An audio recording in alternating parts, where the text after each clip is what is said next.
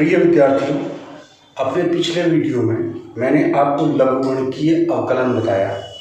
आज मैं जो अवकलन बताने जा रहा हूँ वो अनंत श्रेणियों का अवकलन है। तो इसमें प्रश्न किस प्रकार से पूछे जाते हैं तथा उन्हें किस प्रकार से हल करेंगे, मैं उन प्रश्नों को आपको हल करके बताऊंगा। तो आपका टॉपिक है अनंत श्रेणियों का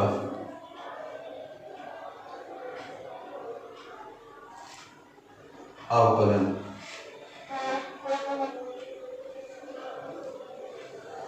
जैसे प्रश्न पूछा जाता है, मान लीजिए प्रश्न आपको दिया है y बराबर under root sine X plus under root sine X plus under root sine X plus under root sine X up to अनंत तक। ये प्रश्न है, मतलब ऐसा दिया है तो सिद्ध कीजिए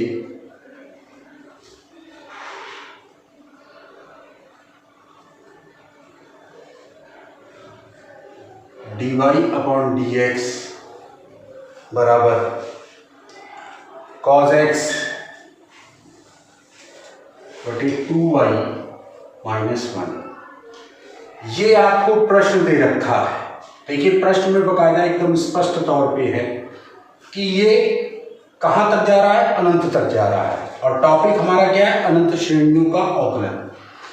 तो हमने प्रश्न लिया, उसके बाद देखिए कैसे हल करना है। आप अगर ध्यान से देखें तो ये साइन एक्स है plus under root sine x है, फिर अंडर रूट साइन एक्स है, फिर अंडर रूट साइन एक्स है, फिर अंडर रूट साइन एक्स है और अप टू अनंत तक। तो अगर हम एक पद छिपा लें तब भी जो बचता है वो यही रूप बचता है।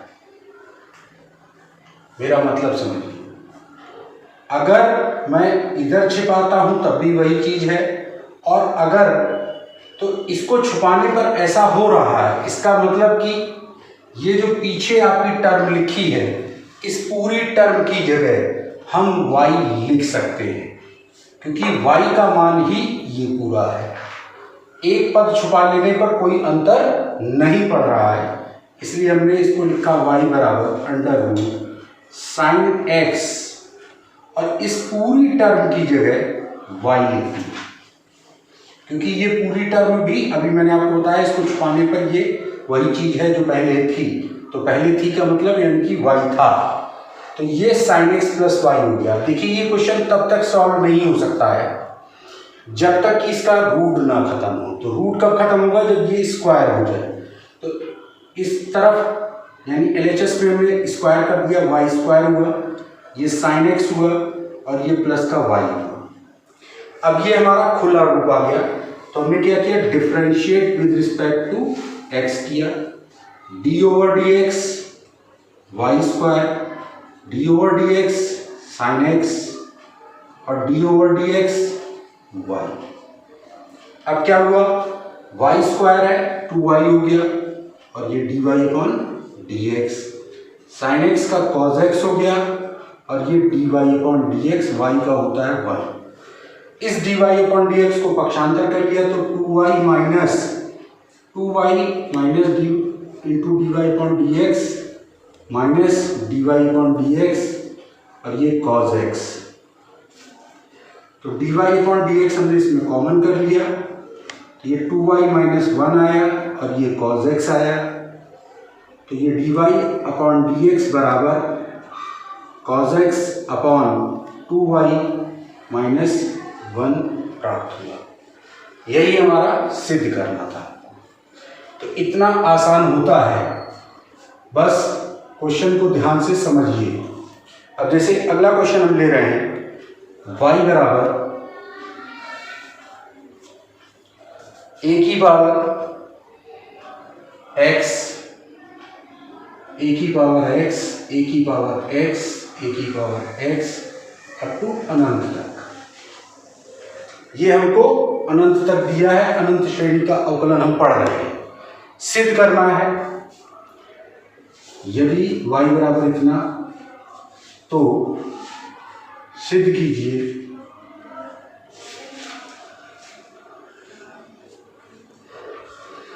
dy अपॉन dx बराबर y square log y upon x 1 minus, फिर वही चीज है y बराबर ए की पावर x, ए की पावर x, ए की पावर x और टू अनंत तक। तो अगर एक पद को हम छुपा लेते हैं तो बचता क्या है, वही पूरी टर्म बचती है जो ये टर्म दे रखी है। यानी इसकी जगह भी हम क्या लिख सकते हैं, x की पावर y, यानी ये y बराबर a की पावर x था और इस x की पावर y हो गई, यानी उसकी जगह भी हमने y लिख दिया। तो अब जब इस कंडीशन में सवाल आ गया तो ये ऐसे नहीं होगा। इससे पहले जो वीडियो में मैं बता चुका हूं लघुगणकीय अवकलन, उसकी सहायता हमको लेनी पड़ेगी। तो दोनों पक्षों में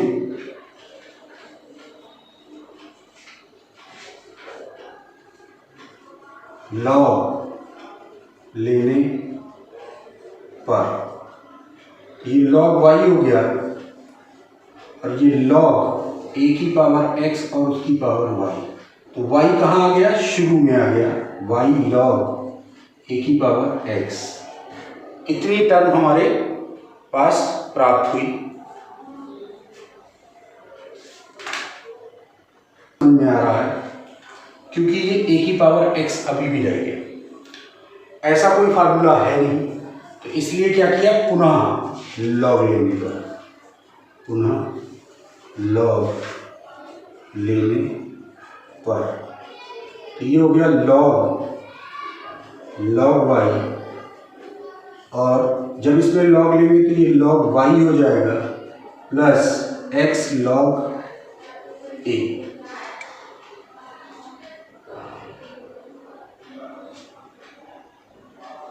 लेने पर ये आया। अब differentiate with respect to x किया तो d over D x log y। अब यहाँ फर्स्ट फंक्शन सेकेंड फंक्शन हो गया y d over D x log x plus log x d over D x y, और d over D x log a किया तो ये zero हो गई टर्म पूरी, मतलब इसका अवकलन करने पर ये शून्य आएगा। अब यहाँ क्या है, log y है, फार्मूला जो हमारा होता है वो log x का या log y का होता है। तो इतने को अगर हम t मान लें तो ये log t होगा, log t का 1/t होगा। इसको देखिए मैं यहाँ बता रहा हूँ, ये 1/y हो गया जब हमने इसको t मान लिया था। अब जब इसका फिर से होगा log y, ये 1/log y होगा पहले, या देखिए पुट कर लेते हैं, पुट log y बराबर t, तो d over D T log t और dt अपॉन डी एक्स बराबर log y। ये इतनी टर्म का हुआ, बगल में log x का 1/x हो जाएगा तो 1/x हो गया, फिर log x है और ये y का 1 over d y upon d x, ये इस टर्म का हो गया, वो टर्म आपकी शून्य हो गई। अब क्या हुआ, log t का 1/t होगा यानी 1/log y होगा, और इसका 1/y होगा और ये dy अपॉन डी एक्स हो जाएगा। ये y अपॉन एक्स है plus log x dy upon d x. अब देखिए ये भी dy अपॉन डी एक्स है, ये भी dy अपॉन डी एक्स है, इसको पक्षांतर कर लेते हैं तो ये 1/y log y minus log x और ये dy अपॉन डी एक्स। ये y/x बचा। अब देखिए इसमें हमने इसको एलसीएम ले लेते हैं, dy/dx y log y, तो क्या हुआ 1 minus y log x log y, और ये y/x। तो क्या हुआ कि ये नीचे वाली टर्म ऊपर चली जाएगी, तो dy/dx बराबर y² log y और बटे में ये x 1 minus y log x और log y। तो यही देखिए आपको लाना था, ये आपका सिद्ध हो गया, जो आपको लाना था वो चीज। इस तरीके से ये प्रश्न बहुत आसान होते हैं, थोड़ा सा ध्यान देने की बात होती है। अगला प्रश्न मैं लेकर आपको बताता हूँ। प्रश्न में दिया है कि y बराबर x plus 1/x plus 1/x plus 1/x plus 1/x plus अनंत। तो ये भी वही चीज है, अगर इस x को छुपा लेता हूं तो ये जो टर्म बचती है ये वही टर्म है। तो इसमें करना क्या है, y बराबर x plus 1/x plus 1/x plus 1/x plus 1/x plus अनंत। तो हम इसकी जगह y बराबर x प्लस 1/y लिख सकते हैं। अब क्या किया, मतलब ये पूरी टर्म y है, तो y एलसीएम किया तो x y हो गया, प्लस का 1 हो गया और ये 1 हुआ, ये y इधर चला आया, y² हो गया, ये xy और ये प्लस 1। अब क्या करना है, differentiate with respect to x, d/dx y²। अब ये x इंटू वाई है, तो first function into second function चलेगा, x d/dx y plus y d/dx x plus d/dx 1 का 0 हो जाएगा, y² पर 2y dy/dx हुआ, ये x y का 1 होगा, dy/dx होगा, अब ये y x का 1 हो जाएगा, वो टर्म 0 हो गई। इस dy/dx को इधर ले आए, dy/dx 2y माइनस x हुआ और ये y बचा। तो कुल मिला के जो हमारा सॉल्यूशन निकल के आया वो यही आया कि dy/dx बराबर 2y माइनस x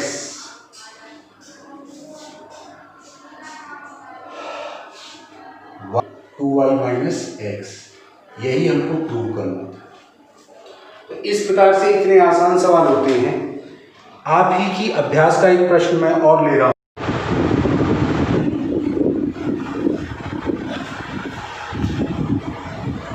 देखिए ये प्रश्न हमने दिया है आपके सामने, y बराबर e की पावर x प्लस e की पावर x प्लस e की पावर x प्लस e की power x up to Anant.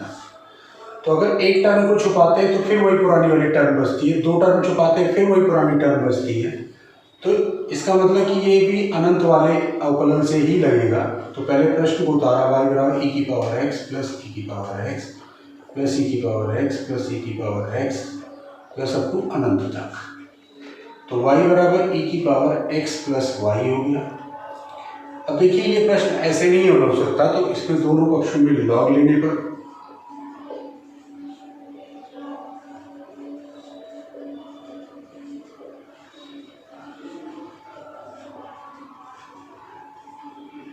log y log e की पावर x प्लस y।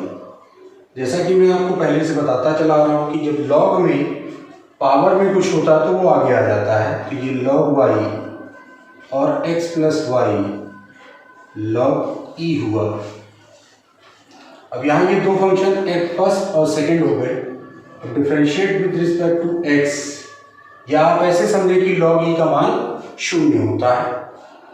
तो हमने differentiate with respect to x लिखा d/dx log y, और यहाँ पर d/dx x plus d/dx y, ये बता ही चुका हूँ log e का मान 0 होता है। log y की जगह 1/y हो गया, dy/dx हुआ, ये 1 हुआ, ये dy/dx हुआ।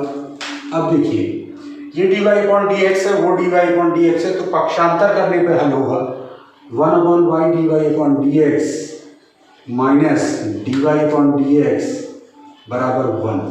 क्या हुआ, इसमें dy/dx को हमने कॉमन कर लिया, तो 1/y माइनस 1 बराबर 1, dy/dx y 1 माइनस y ये 1, तो dy/dx बराबर y/1 माइनस y। तो देखिए इस प्रकार जो हमको सिद्ध करना था वो हमारा आ चुका है। तो प्रिय विद्यार्थियों, जैसा कि मैंने आपको इस वीडियो के अंतर्गत अनंत पदों वाले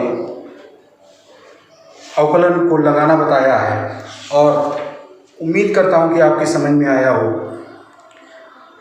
यदि आपको कुछ प्रश्नों में और समस्याएं आ रही हों तो आप उनको हमें कमेंट द्वारा बता सकते हैं या पूछ सकते हैं, लेकिन कोशिश अपनी तरफ से ये करता हूं कि आप सबके समझ में आए। इसीलिए ज़्यादा प्रश्न नहीं, 4 ही प्रश्न बताएं, आप लोग ध्यान से समझेंगे और लगाएंगे तो बहुत अच्छा रिजल्ट आपको प्राप्त होगा।